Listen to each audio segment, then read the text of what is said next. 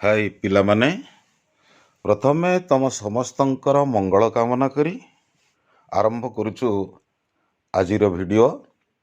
आजिर विषय वस्तु subject verb agreement. यह सब्जेक्ट भार्ब एग्रीमेंट रो चतुर्थ वीडियो। पुणी सेई कथा को टिके मने पकई दउची जे सब्जेक्ट भार्ब एग्रीमेंट रो अर्थ कौन। एग्रीमेंट गोटे चुक्ति तालमेल अर्थात सब्जेक्ट र वचन एवं पुरुष दीटा कथा मन रख। सब्जेक्ट र वचन एवं पुरुष अनुसार क्रियार रूप हुए। आज प्रथमे आमे पढ़िबा जे क्रियार रूप तार निकटवर्ती सब्जेक्ट अनुसार किपरि हेउछि।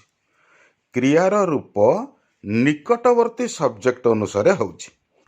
प्रथमे नियमटा को बुझी जाओ पिला माने। जेतेबेले दुईटी सब्जेक्ट और नर आइदर और नाइदर नर नॉट ओनली बट ऑल्सो द्वारा जोग हुंती सेतेबेले क्रियार रूप तार निकटवर्ती सब्जेक्ट अनुसार ही होता है।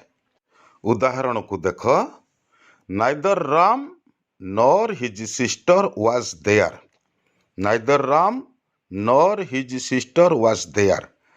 प्रथम एटी देख पिला माने नाइदर परे राम बसची, थर्ड पर्सन सिंगुलर नंबर हला एक वचन, हिज सिस्टर ये भी एक वचन। दीटा सिंगुलर नाउन जोग हेची। दुईटा मते सिंगुलर देख, दुईटी सिंगुलर नाउन जोग हेची नाइदर नॉर द्वारा।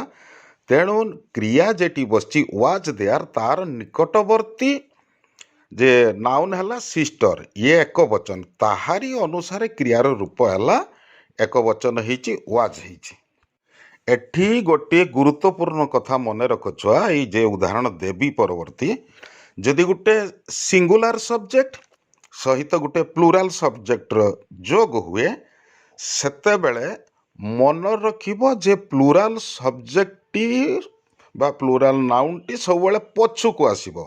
प्रथमे नेखिबोनी पछुको नेखिबो एवं ताहारी अनुसार क्रियार रूप बहुवचन हेबो। उदाहरणटी हला neither Ram nor his sisters. Neither Ram nor his sisters. प्रथम कही सिस्टर तापर कहली सिस्टर्स। एटी वचनर परिवर्तन हैला, बहुवचन हो जाइए सिस्टर्स। तेणु ताहारी अनुसार क्रियार रूप उयार होइछि। सिस्टर पाखर वाज थिला, सिस्टर्स पाखर उयार हेगला। पिला माने एठी जे उदाहरण मु तुमको देली ए दुईटा नाउन को जोग करा जाइछि। सब्जेक्ट दीटा जाक नाउन, केतेबेले दुईटी जाक एक वचन होइछि तो केतेबेले गुटे एक वचन आ गुटे बहुवचन होइछि। देख द्वितीय नियम को देख। नाउन विषय गला। वर्तमान से सब्जेक्ट दुईटी प्रोनाउन हेइछि। सब्जेक्ट दुईटी प्रोनाउन अर्थ सर्वनाम हेइछि।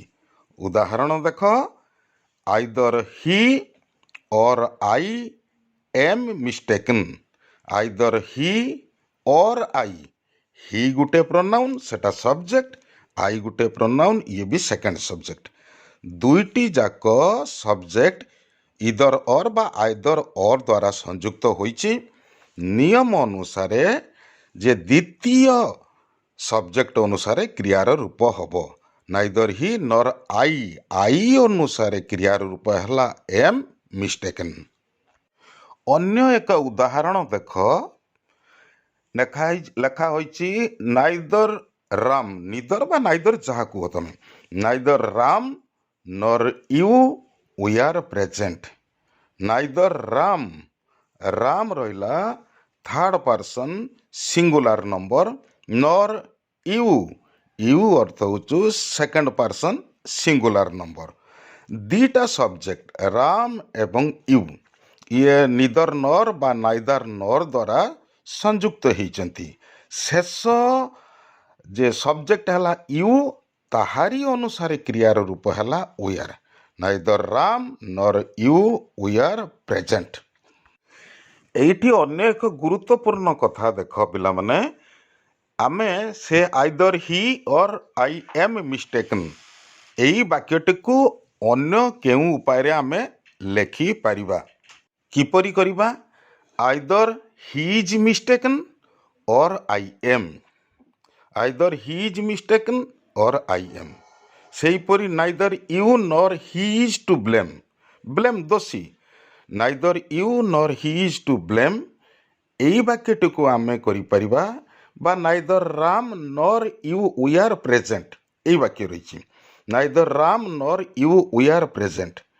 ଏ ବାକ୍ୟଟିକୁ ଆମେ କରିବା Ram was not present nor were you, nor were you, ଆରଟାରେ ହେଲା ଆଇ ଏମ୍ ହେଇଛି, ଏଠି ହେଇଛି ନର୍ ୱି ଆର୍ ୟୁ। ଦେଖ ପିଲାମାନେ, ନେକ୍ସଟ ଦେଖିବା ରୁଲ୍ ନମ୍ବର 3। ଦେଖ ପିଲାମାନେ, ଯଦି ଗୋଟେ ସେଣ୍ଟେନ୍ସ ଦେୟାରରୁ ଆରମ୍ଭ ହେଇଥିବ, ଅର୍ଥାତ୍ ଇଣ୍ଟ୍ରୋଡକ୍ଟରୀ ଦେୟାରରୁ ଆରମ୍ଭ ହେଇଥିବ, ଆରମ୍ଭ ହେଇଥିବ ଦେୟାରରୁ ଆରମ୍ଭ ହେଇଥିବ, ଏଇଟା ତାର ପ୍ରକୃତ ସବଜେକ୍ଟ ନୁହେଁ, ତାପରେ ଯେଉଁ ସବଜେକ୍ଟ ଆସିବ ସେଇଟା ହେଉଛି ରିଏଲ୍ ସବଜେକ୍ଟ। ସେ ରିଏଲ୍ ସବଜେକ୍ଟ ଅନୁସାରେ କ୍ରିୟାର ରୂପ ହେବ। ଉଦାହରଣ ସ୍ୱରୂପ ଦେଖ ଲେଖିଛି there is a book, real subject ହେଲା ଏ ବୁକ୍, ଏଟା ସିଙ୍ଗୁଲାର ନାଉନ୍ ଇଜ୍ ବସିଲା, ଦେୟାର ଇଜ୍ ଏ ବୁକ୍ ହେବ ବା ଦେୟାର ୱାଜ୍ ଏ ବୁକ୍ ହେବ। ସେହିପରି there we are four books, ଏଠି ଫୋର୍ ବୁକ୍ସ ଯେଉଁ ହେଇଛି ବହୁ ବଚନ ଅଛି, ତାହାରି ଅନୁସାରେ କ୍ରିୟା ହେଇଛି ୱି ଆର୍। ତାପରେ ଦେଖ, ଯଦି if the subject begins with a fraction, ଗୋଟେ ଭଗ୍ନ ସଂଖ୍ୟାରୁ ଯଦି ଆରମ୍ଭ ହେଇଥିବ ସବଜେକ୍ଟଟି, ତାହେଲେ କ୍ରିୟାଟା ତାର ନିକଟବର୍ତ୍ତୀ ନାଉନ୍ ବା ପ୍ରୋନାଉନ୍ ନାଉନ୍ ଅନୁସାରେ ହିଁ ହେବ। ଉଦାହରଣ ଦେଖ, 2/3 of the acid has, 2/3 of the acid has evaporated, ବାଷ୍ପୀଭୂତ ହେଇଯାଇଛି, 2/3 ଏସିଡ୍ ବାଷ୍ପୀଭୂତ ହେଇଯାଇଛି। ଏଠି ଏସିଡ୍ ଯେ ହେଲା ଶବ୍ଦଟି, ଏଟା ଛୁଆ ଅନକାଉଣ୍ଟେବୁଲ ନାଉନ୍, ଇଏ ସବୁବେଳେ କ୍ରିୟା ଏକ ବଚନର କ୍ରିୟା ନିଏ, ତେଣୁ ତାହାରି ଅନୁସାରେ କ୍ରିୟା ହୋଇଛି ହ୍ୟାଜ୍। ପର ବାକ୍ୟଟାକୁ ଦେଖ, 2/3 of the apples, 2/3 of the apples, real subject ହେଲା ଆପଲ୍ସ, ଆପଲ୍ସ ଯେଉଁ ରହିଛି ତାହାରି ଅନୁସାରେ ଇଏ ହେଲା ହେଉଛି ବହୁବଚନ, ବହୁବଚନ ଅନୁସାରେ କ୍ରିୟାର ରୂପ ହେଇଛି are. 2/3 of the apples are rotten, 2/3 apples ପଚିଯାଇଛି। ତାପରେ ଦେଖ ପଞ୍ଚମ ନିୟମଟି ଆଗେ କହିଦେଉଛି, if the subject begins with, ଯଦି ସବଜେକ୍ଟଟା ଗୋଟେ ସେଣ୍ଟେନ୍ସର ସବଜେକ୍ଟଟା a good deal of, a great deal of, a lot of, plenty of, most of, some of ଏଇ ରୁ ଆରମ୍ଭ ହେଇଥିବ, ତେବେ ଜାଣିବ ଏହି ଫ୍ରେଜ୍ ପରେ ଯେଉଁ ନାଉନ୍ଟା ଆସିବ ସେ ନାଉନ୍ର ବଚନ ଅନୁସାରେ କ୍ରିୟାର ରୂପ ହେବ। ସେ ନାଉନ୍ଟି ଯଦି ଏକ ବଚନ ଥିବ କ୍ରିୟା ହେବ ଏକ ବଚନ, ନାଉନ୍ଟି ବହୁ ବଚନ ଥିଲେ କ୍ରିୟା ହେବ ବହୁ ବଚନ। ଉଦାହରଣକୁ ଦେଖ, a lot of people were ବସିଛି, a lot of people were present at the meeting. A lot of people, people ଆସିଗଲା ଛୁଆ, ଏ ଲଟ୍ ଅଫ୍ ଏଇ ଫ୍ରେଜ୍ ପରେ ଆସିଲା ହେଉଛି ପିପୁଲ୍ ଆସିଲା, ସେ ପିପୁଲ୍ଟି ବହୁ ବଚନ, ତେଣୁ କ୍ରିୟା ହେଲା ବହୁ ବଚନ were. A lot of people were present at the meeting, ସଭାରେ ବହୁ ସଂଖ୍ୟକ ଲୋକ ଉପସ୍ଥିତ ଥିଲେ। ତା ପର ବାକ୍ୟକୁ ଦେଖ, a lot of money was spent on buying clothes, a lot of money ପ୍ରଚୁର ଟଙ୍କା। ଦେଖ ଫ୍ରେଜଟି ହେଲା a lot of, a lot of ପରେ ଶବ୍ଦଟା ବସିଲା ମନି, ଏଇଟା ହେଉଛି ନାଉନ୍ ଏବଂ ଏଇଟା ଅନକାଉଣ୍ଟେବୁଲ ନାଉନ୍। ଏଇ ଅନକାଉଣ୍ଟେବୁଲ ନାଉନ୍ଟି ତାପରେ ସିଙ୍ଗୁଲାର ଭାର୍ବକୁ ଗ୍ରହଣ କରେ, ତେଣୁ ମନି ପରେ ବସିଛି ୱାଜ୍ ବସିଛି। A lot of money was spent on buying clothes, ଲୁଗା କିଣିବାରେ ପ୍ରଚୁର ଟଙ୍କା ଖର୍ଚ୍ଚ ହେଲା। ତମେ ପିଲାମାନେ ଏଇ ସବୁ ଫ୍ରେଜକୁ ନେଇକି ନିଜେ ନିଜେ ଗୋଟିଏ ବାକ୍ୟ ତିଆରି କରିବ। ନିଜର ଅଭ୍ୟାସ ବଢ଼ିବ। ତମେ କହିପାରିବ sum of the students wear. ଏଠି ଯେଉଁ ଷ୍ଟୁଡେଣ୍ଟସ୍ କହିଛି ସେଟା ବହୁ ବଚନ ହେଲା, ତାପରେ କ୍ରିୟା ହବ, ୱେୟାର ହବ କି ଆର୍ ହବ କି ହେଭ୍ ହବ, ଏରକ ବହୁ ବଚନ କ୍ରିୟାର ରୂପ ଆସିବ। ଦେଖ ପିଲାମାନେ ନିୟମ 6କୁ ଦେଖ ପିଲାଏ, ଯଦି କଲେକ୍ଟିଭ ନାଉନଟା ଗୋଟେ ସିଙ୍ଗଲ ୟୁନିଟ୍କୁ ବୁଝଉଥିବ, ଏକକୁ ବୁଝଉଥିବ, ଭାର୍ବ ହବ ସିଙ୍ଗୁଲାର। ଯଦି ଏଟା ଇଣ୍ଡିଭିଜୁଆଲ ମେମ୍ବର୍ସ ମାନଙ୍କୁ ବୁଝଉଥିବ, ଭାର୍ବ ହବ ବହୁବଚନ ପ୍ଲୁରାଲ। ଉଦାହରଣକୁ ଦେଖ, the committee was unanimous on this issue. ଏଠି ସିଙ୍ଗଲ ୟୁନିଟ୍କି ବୁଝଉଛୁ, କମିଟିଟା ଏକ ରହିଛି, ୟୁନାନିମସ୍ ଏଇ ଇସ୍ୟୁ ଉପରେ କି ୟୁନାନିମସ୍ ଏକରେ, ତେଣୁ ଏଟା ସିଙ୍ଗଲ ୟୁନିଟ୍କି ବୁଝଉଛୁ। ଏଠି କ୍ରିୟା ରହିଲା ଏକ ବଚନ ୱାଜ ହେଲା। The committee were divided on this issue, divide ହେଇଗଲା ମାନେ ଇଣ୍ଡିଭିଜୁଆଲ ମେମ୍ବର୍ସ, ଆର ଗୋଟେ ମତ ତାର ଗୋଟେ ମତ, ଯେରକ ହେଲା ଏଇଟା ଏକରୁ ଅଧିକ ହେଇଯାଉଛୁ, ତେଣୁ ସେଠି ସେ କ୍ଷେତ୍ରରେ ଭାର୍ବ ହବ ବହୁବଚନ ୱେଆର ବସିଛି। ସେରକ ଦି ଜୁରି, ଦି କ୍ରାଉଡ, ଦି ଫ୍ୟାମିଲି, ଏଇ ସବୁ କଲେକ୍ଟିଭ, ଏଗୁଡ଼ା ସବୁ ଗୋଟେ ଗୋଟେ କଲେକ୍ଟିଭ ନାଉନର ଉଦାହରଣ। ନାଉନ ପଢ଼ିଲା ବେଳେ ତମେ ଜାଣିଥିବ, ଯଦି ନ ଜାଣିଛ ଆମେ ପରବର୍ତ୍ତୀ ସମୟରେ ଯେତେବେଳେ ନାଉନ ଉପରେ ଭିଡ଼ିଓ ତିଆରି ହେବ ସେ ବିଷୟରେ କି ଡିଟେଲ ଏକବାର ଜାଣିଯିବ। ତା ପରବର୍ତ୍ତୀ ପଏଣ୍ଟକୁ ଦେଖ ପିଲାମାନେ, କିଛି ନାଉନ ରହିଛନ୍ତି, some nouns are joined by, with, as well as, in addition to, together with, along with, এই ସବୁ ଫ୍ରେଜ୍ ମାନଙ୍କ ଦ୍ୱାରା ଯୋଗ ହେଇଥିବେ, ଶବ୍ଦ ବା ଫ୍ରେଜ୍ ମାନଙ୍କ ଦ୍ୱାରା ଯୋଗ ହେଇଥିବେ। ଏହା ବ୍ୟତୀତ ନୋ ବି ହବ, ନଟ୍ ବି ହବ। ଏ କ୍ଷେତ୍ରରେ ଯେ ପ୍ରଥମ ସବଜେକ୍ଟ ଅନୁସାରେ କ୍ରିୟାର ରୂପ ହୁଏ, ମନେ ରଖିଲ, ପ୍ରଥମ ସବଜେକ୍ଟ ଅନୁସାରେ କ୍ରିୟାର ରୂପ ହୁଏ। କାହିଁକି ପ୍ରଥମ ସବଜେକ୍ଟ ଅନୁସାରେ କ୍ରିୟାର ରୂପ ହୁଏ ସେ ବିଷୟରେ ମୁଁ କହୁଛି, ଶୁଣ ମନ ଦେଇକି। ଉଦାହରଣକୁ ଦେଖ, ଦି teacher with all his students, the teacher ଶିକ୍ଷକ with all his students has come। ଏଠି ଦେଖ ଛୁଆ, ଦି ଟିଚର ଅଛି ଗୋଟେ ସବଜେକ୍ଟ, ହିଜ୍ ଷ୍ଟୁଡେଣ୍ଟସ୍ ଯେଉଁ ରହିଛି ଇଏ ଗୋଟେ ସବଜେକ୍ଟ, ଦୁଇଟା ଯାକ ନାଉନ୍ ଅଛି। ଯୋଗ ହେଇଛି କାହା ଦ୍ୱାରା? ୱିଥ୍ ଦ୍ୱାରା ଯୋଗ ହେଇଛି। ୱିଥ୍ଟା କ'ଣ ଆଗେ ଚିନ୍ତା କରିବ? ୱିଥ୍ ହେଉଛି ଏକ ପ୍ରିପୋଜିସନ୍। ଏ ପ୍ରିପୋଜିସନ୍ ମଧ୍ୟ କଞ୍ଜକ୍ସନ୍ର କାମ କରେ। ନାଉନ୍ ଗୁଡ଼ାକୁ ଯୋଡ଼େ, ଗୋଟେ ଟିଚରକୁ ଷ୍ଟୁଡେଣ୍ଟସ୍ ସହିତ ଯୋଗ କରିଛି। ତେଣୁ ଏ ପ୍ରିପୋଜିସନ୍ ହେତୁ, ପ୍ରିପୋଜିସନ୍ର ତା ପୂର୍ବବର୍ତ୍ତୀ ନାଉନ୍ କିଏ ଅଛି ନା ଟିଚର, ଏଇଟା ହେବ ସବଜେକ୍ଟ। ହିଜ୍ ଷ୍ଟୁଡେଣ୍ଟସ୍ ଇଏ ହେଇଯିବ ଅବଜେକ୍ଟ, ତେଣୁ ସବଜେକ୍ଟ ଅନୁସାରେ କ୍ରିୟାର ରୂପ ହେବ। ନିୟମଟାକୁ ବୁଝିଯାଅ। ଦି ଟିଚର ଅନୁସାରେ କ୍ରିୟାର ରୂପ ହେବ, ଦି ଟିଚର ଏ ଥାର୍ଡ ପର୍ସନ ସିଙ୍ଗୁଲାର ନମ୍ବର, ତେଣୁ ତାହାରି ଅନୁସାରେ କ୍ରିୟାର ରୂପ ହେଲା ହେଜ୍ କମ୍। ତାପରେ ଦେଖ, ଦିଟା ସବଜେକ୍ଟକୁ ଏଜ୍ ୱେଲ୍ ଏଜ୍ ଦ୍ୱାରା ଯୋଗ କରାହେଇଛି। ଏଠି ସବଜେକ୍ଟ ଦିଟା ହେଉଛନ୍ତି ପ୍ରୋନାଉନ୍। ପ୍ରୋନାଉନ୍ ଆଇ ଏବଂ ହିକୁ କିପରି ଯୋଗ କରାଯାଇଛି ଦେଖ, ଲେଖା ହେଇଛି I as well as he, I as well as he am to blame. ଏଠି ମନ ଦେଇକି ଶୁଣିବ, ଏଟା ଇମ୍ପୋର୍ଟାଣ୍ଟ କଥାଟା ରହିଛି। ଆଗେ ପିଲା ଚିନ୍ତା କରିବ ଏଜ୍ ୱେଲ୍ ଏଜ୍ଟା କ'ଣ, ଏଜ୍ ୱେଲ୍ ଏଜ୍ର ଅର୍ଥ କ'ଣ ଆଗେ ବୁଝିବ। ଆମେ କହି କିସ ଏଣ୍ଡ ବୋଲି ଭାବିବନି କେବେ। ଏଣ୍ଡ ଆମେ ସାଧାରଣ ଭାବରେ ବୁଝିଯାଉ ଏଜ୍ ୱେଲ୍ ଏଜ୍ ମାନେ ଏଣ୍ଡ, ନା। ଏଜ୍ ୱେଲ୍ ଏଜ୍ର ଅର୍ଥ କେତେର ହେବ ଯେ ତା ସହିତ, ଏହା ସହିତ, ନଟ୍ ଓନ୍ଲି ବଟ୍ ଅଲସୋ ବି ମଧ୍ୟ ହେବ ଏଜ୍ ୱେଲ୍ ଏଜ୍ର ଅର୍ଥ।